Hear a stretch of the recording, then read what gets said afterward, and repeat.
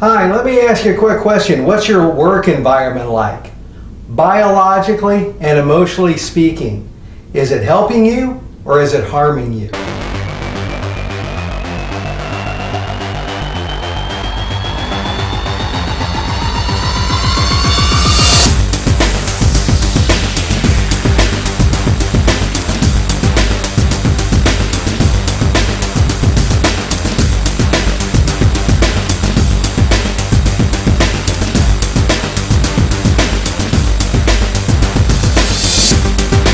Hi, Brian McCorder here from Black Belt Lean Thinking, and I want to talk to you a little bit about my drug addiction. I am a drug addict, and those drugs are dopamine, endorphins, adrenaline, serotonin, and oxytocin.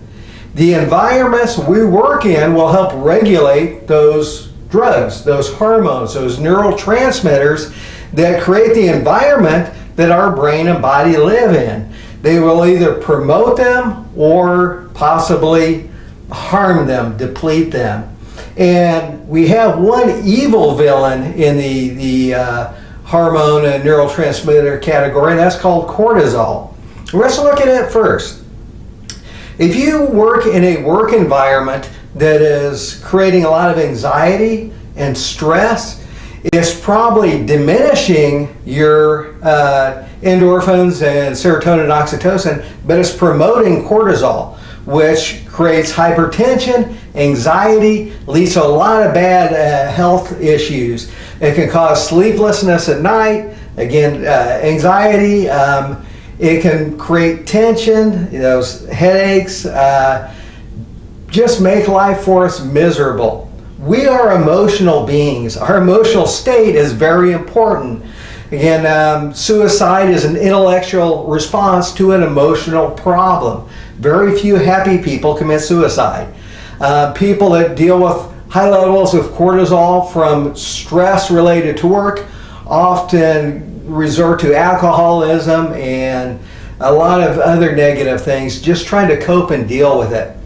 If you have a work environment where they don't really care about you in terms of management caring about their employees, where you always feel like you're behind the gun, you're being treated like you're a piece of equipment, you're easily discarded, there's not a lot of loyalty towards you, there's not a lot of value, if they're trying to rule by fear and intimidation, then it's probably going to be very low on those positive hormones I mentioned earlier, and cortisol might be the only one that you feel on a regular basis, which makes for a really sad environment. Okay, let's reverse this and look at the cure, a better work environment. Now, this is something that a lot of companies, including the Gallup organization, have spent a lot of time looking at. And they've determined that when employees are valued and a good environment is created for them to work in, it not only helps with their emotional state, but it's good for the business. Those are the businesses that thrive. They have low absenteeism, high employee engagement, low injury and incidents, low accidents, low turnovers. So if you're experiencing any of those things, you might want to look at your work environment. So let's look at those neurotransmitters and hormones. Okay, the first one I mentioned, dopamine. Anytime you have something that you cross off a to-do list, you get a shot of dopamine. It's your brain's way of saying, good job, well done. Whenever a marathon runner crosses a mile marker on his way to that finish line that, at the beginning is 26 miles away, every mile marker you pass, you get a shot of dopamine. Again, well done.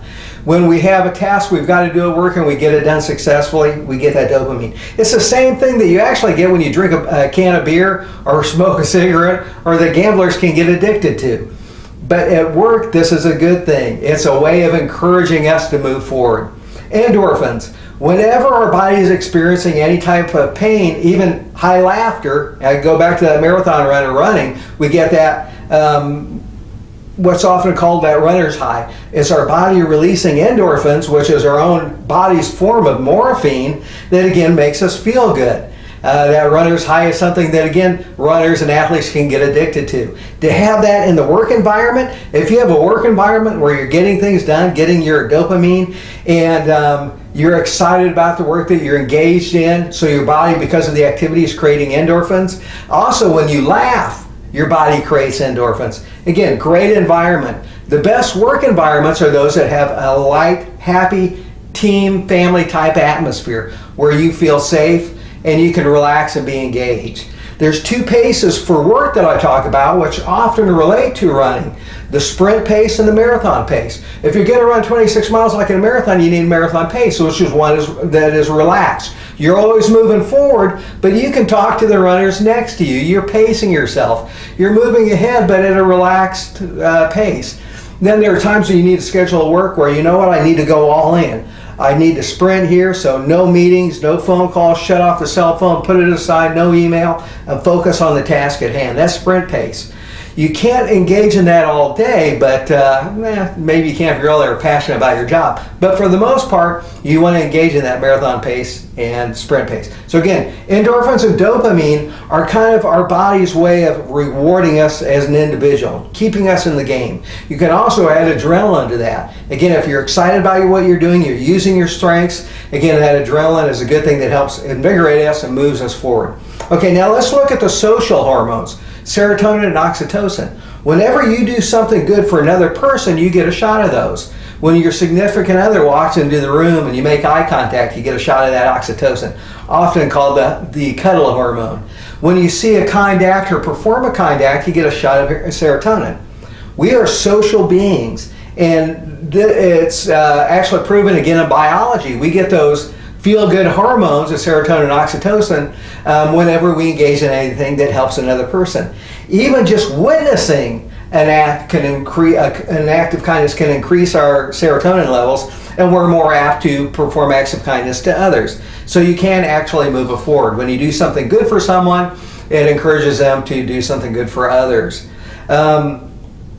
There have been, again, a lot of studies on this. We're social beings and we're emotional beings. So it makes sense that we would do our best when we're in an environment that promotes those endorphins and dopamine and serotonin and oxytocin, and it cuts down on the levels of cortisol. They've actually tested people's cortisol levels in different work environments and measured it to get a baseline, and created the anxieties and watched the cortisol levels go up. Even people's mannerisms can affect their cortisol levels. So again, the work environment should be controlled by management to be one that is relaxed, focused, and where people can really have a nice positive atmosphere to work in that promotes dopamine, endorphins, possibly adrenaline, again, in small amounts it's a good thing, serotonin, oxytocin, and diminishes the amount of cortisol. There's actually been a lot of good books written on it. My favorite is actually How Full Is Your Bucket? Again, this talks about the metaphor of using a bucket as your sense of well-being. And with every interaction, when someone does something kind to you and helps you, they put a dip of water, say, in your bucket. The fuller your bucket, the happier you are, the better your emotional state, the better your sense of well-being. Anytime you have a negative in exchange with somebody, they take a dip of water out of your bucket. And this harms you emotionally, physically, and diminishes your sense of well-being. Great book if you haven't read it. So, back to the original question. What's your work environment like? Internally and externally. Does your external work environment where you work promote a nice, healthy inner environment where you're rich in serotonin, oxytocin, dopamine, endorphins, and low levels of cortisol? If you feel at the end of the day, this job is killing me, you might be right. Prolonged exposure to stress-related environments and living in a cortisol-rich environment, definitely not healthy. Look at the environment you're in. If you're a leader or someone in an authoritative position, help to create that work environment that would be the same type you would enjoy working in. Again, our work environment should be one that is relaxed and happy, something that promotes a good sense of emotion and well-being. Again, we've got intellect and we've got emotions. Both are very important. And when we exchange with each other and talk to one another, we need to pay just as much attention to that emotional well-being as we do the intellectual. Again, you can have all the answers, but if it drives someone crazy as you're giving it to them, probably not helping a whole lot. Enough said about that. So hopefully this gave you some good stuff to look at in your own organization. So with that, again, hopefully you have a nice, great day. Again, rich in endorphins, dopamine, serotonin, and oxytocin, low in cortisol. Thank you, Brian McWhorter, Black Belt Lean Thinking.